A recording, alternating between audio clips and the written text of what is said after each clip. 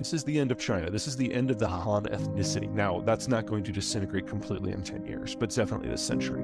The population bust is so extreme and so far advanced, there is no way that the Han survive as an entity, much less remotely in their current borders by the end of the century. The CCP is now stationing agents in homes of Uyghurs so that the wife and the husband don't have intercourse. Right.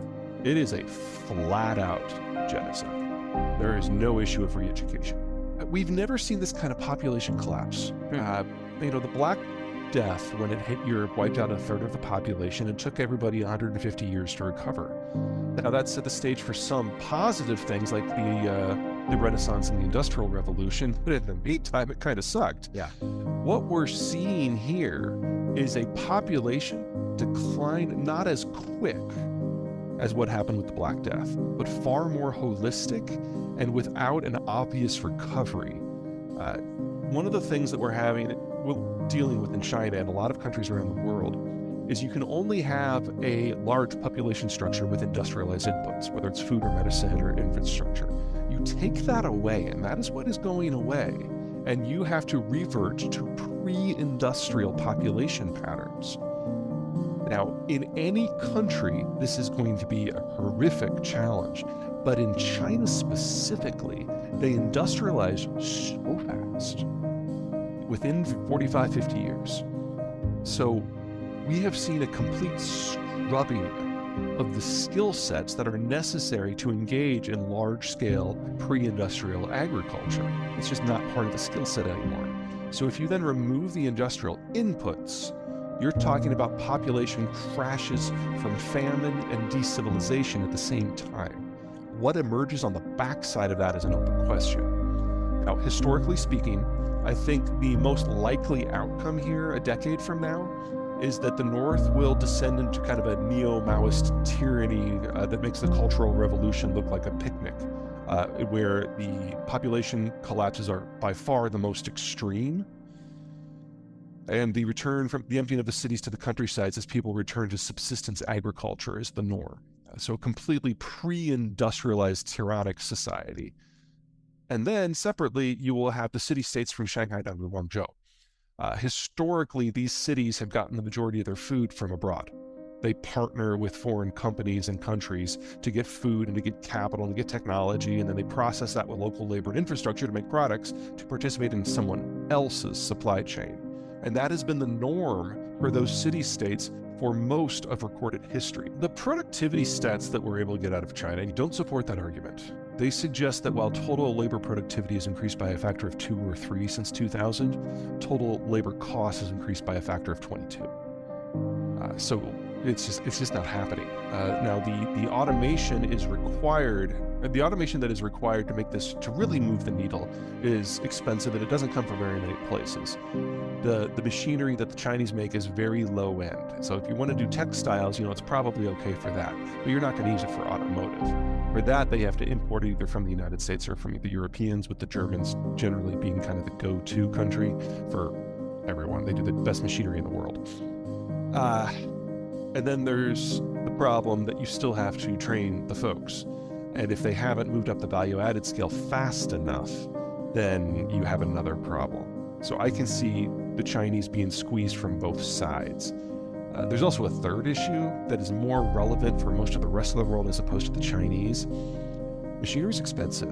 Installing it is expensive. Building it is expensive. Retooling it constantly as the product evolves is expensive.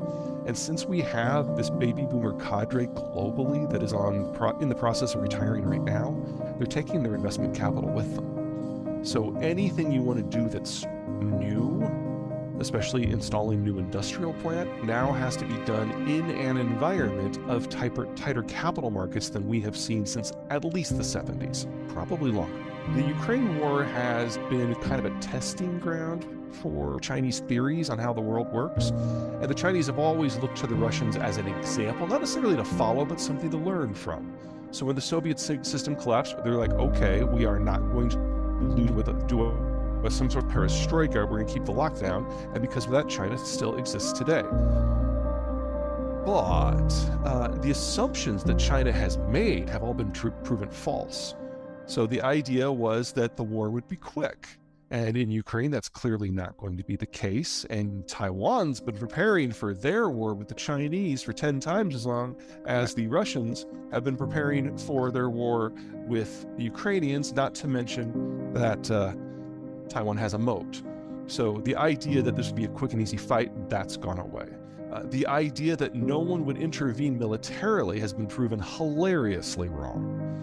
The idea that the world would just suck it up because Russia's an important country and everyone needs food and energy, that's been proven false. And if you take the sanctions that have been put against the Russians and you put them against the Chinese, oh dear God, you would crash the system in less than a year. You would have famine in 6 months, the trains would stop running in 3, it would be a catastrophe.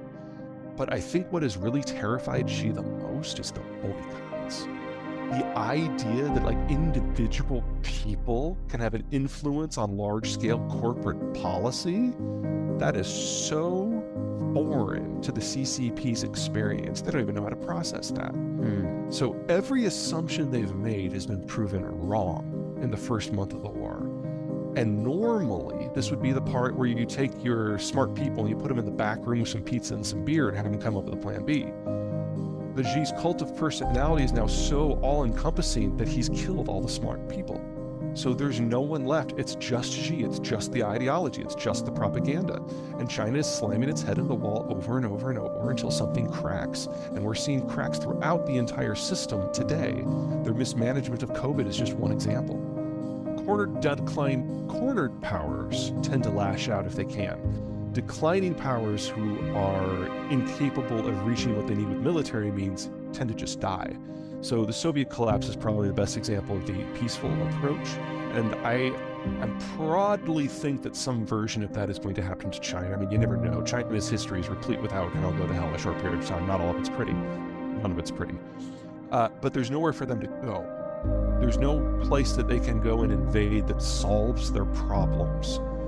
Even if they captured Taiwan, it's not like they would be part of the global trading system anymore because they couldn't operate the semiconductor fabs themselves. If they could, they'd already have them.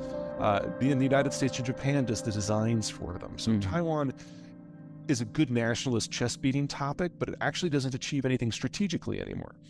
They could go into Vietnam again, and when they went in 79, they got treated to the same gentle welcome that Americans did, but that doesn't solve any problems either.